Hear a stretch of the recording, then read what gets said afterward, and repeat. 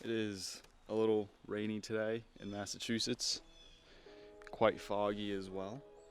The last couple days were pretty nice, 70, 65 degrees, like sunny and no clouds. Birds are coming out. But welcome back to another episode of Fernando's segment. We are back with another discussion today. And first, let me make a cup of coffee. So, something you guys need to know about me. I actually drink coffee as if like it's water. I probably have more coffee in my bloodstream than actual blood, so it's like my coffee stream. Anyways, today's topics, they're kind of relevant on where we are in the school year. And this isn't just for Penn State, but this is for like any college, I believe. And it's time to start planning for your next semester, your next year. And I'm going to be straight up, I have no clue on the courses I'm taking next year. I actually do, but like I haven't done any of that yet, so it's kind of like in the midst. It's kind of like blurred, kind of. You know that fog you saw earlier? Yeah, that's what it's like for me. Like I kind of see it, but not really. And this video is pretty much just me, someone that doesn't really know what he's doing just yet, well, in terms of classes, trying to help you guys out in organizing and planning for potential like internship opportunities like that you can reach out to, potential clubs that you might look into, and some certain courses that I know that we all have to take. So yeah, and we are in our marvelous dining room where we have our fantastic holiday dinners, and when we have friends over, well, when we had friends over, hopefully that all changes soon. But anyways, first topic I want to touch are like internships. So I know that lots of schools, schools especially like Penn State, if you're at like a school that specializes in a certain thing, like for example, I know that I have a couple friends and close people that to my life that go to Bentley. It's a university here in Massachusetts. It's a very renowned business school. I know that they offer many internships in local businesses and companies in the Boston area, the greater Boston area, for business students specifically. I know that Penn State has one of the largest, east of the Mississippi actually, largest like expos for like Fortune 500 companies to come and recruit like business management, financing, accounting, business kids, right? Just in general business kids. And it's crazy cool. I know that lots of schools that have a specialized major or area of information that they focus on, like for example, let's say Harvard Law. Harvard Law, they have hundreds of firms from around the country that go to Harvard Law to recruit these kids, and have them, be a little busboy, I guess you could say, for paperwork and coffee, and just so that they get the ropes of the firm and whatnot. And I know that it's not hard to find an internship. What is hard is getting accepted to one, because you have to know that you're not the only kid getting the look from the internship you're applying to, right? You're one of thousands of kids. So keep that in mind, but it's always important to always try. It's better to try than to not try at all and not know if you could have gotten in. So yeah, anyways, coffee break. So, second topic, clubs, and this is Penn State related, specifically Altoona. So I know that Altoona has a very small community in terms of University Park. However, there is a however. That does not make its clubs and organizations any smaller. If anything, it makes them more tight-knit and more community-orientated. Instead of focusing on a 47,000 student body, you're focusing on like a 4,000, 5,000 student body, if that, right? So clubs that, if you're a Penn State Altoona student, that you can look into. Student government, SGA, they always have opportunities for at least a dozen kids. You've got different sorts of positions that you can have an opinion representing a student or a group of students in your community. For example, I know that I believe her name is Alyssa. She is part of the student government and the political science political science department or something like that. And she's a student like me. She's a freshman, I believe, and she represents the kids that are into political science. I'm not 100% sure. This is something I saw very quickly on the Facebook group page. I'm not sure, but that's just an example. There's line ambassadors. That's something I want to look into next semester. It's kids take a special course. It's not necessarily an honors course. It's just a course on how to be friendly, show around campus, how to talk to people, how to be communicative and welcoming. And you pretty much give tours to people that visit your campus, Altoona in this case. You participate in line ambassadors, and you pretty much preach the goodness of your campus, and you show around campus, and it's pretty neat. I think it's really cool because that was one of my first experiences at Penn State at University Park at main campus, where I got a tour of a very brief tour of the large campus right before COVID. This is literally 2 weeks before COVID, if that. It was insane. But yeah, I got an in-person tour of campus before campus closed, and it was really cool, and that was something that instantly clicked for me. Like, I want to look into line ambassadors. It's super cool. And helping people come to Penn State is even cooler. So the next thing you guys should maybe consider is Greek life.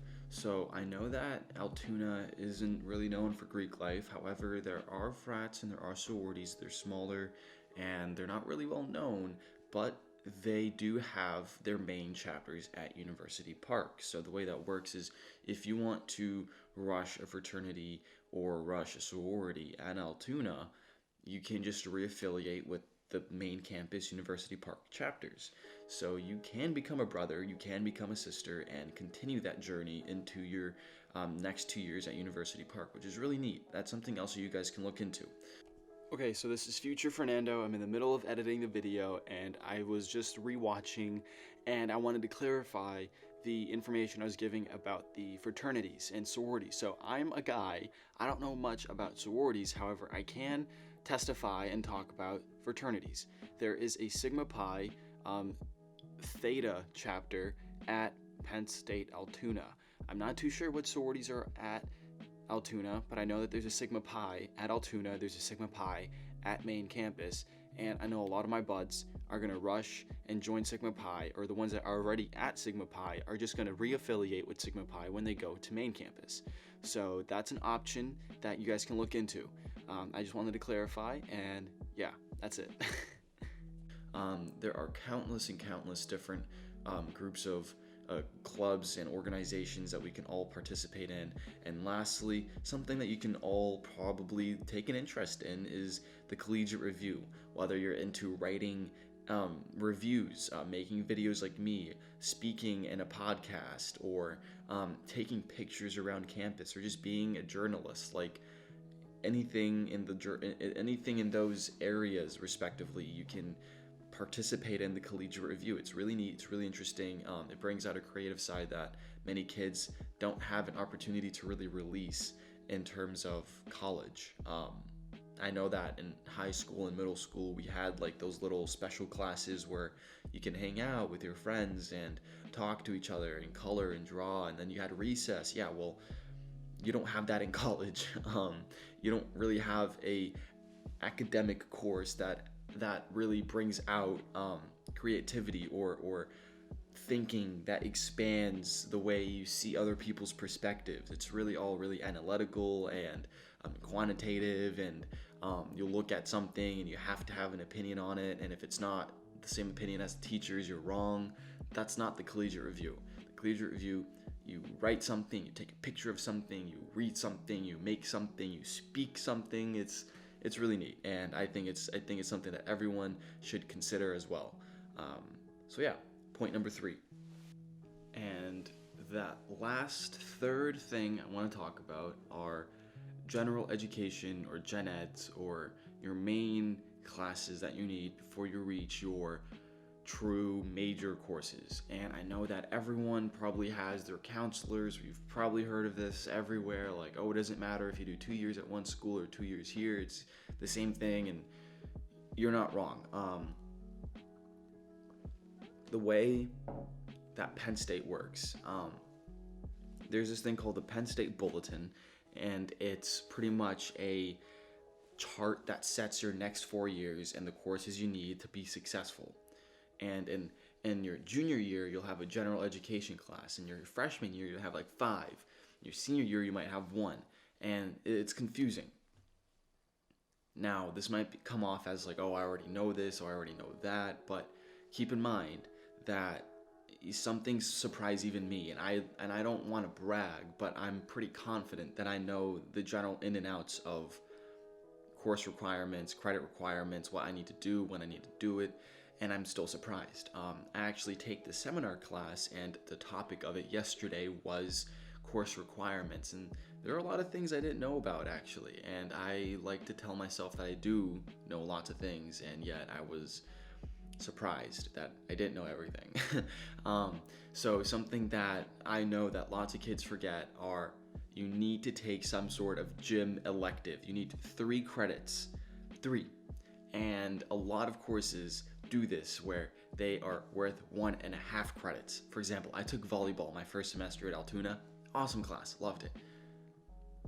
It's worth 1.5 credits. I have to take another gym class, and it's kind of frustrating because I don't really want to do that. I'm not paying, a stupid amount of money to play volleyball or to go run on a bicycle for a credit, but it is what it is. Something else that's really interesting. You have to take 3 credits of U.S. American history, whether that may be History 20, where it's U.S. history up until 1877, or History 21, where it's history past 1877. And it's 3 credits you have to take. And something interesting that I also didn't know, because I always took a foreign language since 6th grade. I speak 4 different languages, so foreign language is something that just has always come naturally to me in terms of, oh, I have to do this, not necessarily like, oh, this is easy, but something that I just always thought I had to do. Foreign language is not a required course. If you're not a business management major, at least, you don't have to take a foreign language, and I did not know that. A lot of courses do require that, though, because many courses and many careers in your future require you speaking a different language to your peers or your colleagues or your clients, right? Your workspace. Not everyone's going to speak the same language as you. So anyways, that's something that I did not know. And every required course, there's humanities, there's quantitative, there's English and writing. There's different sections, and each one's worth a different set of credits.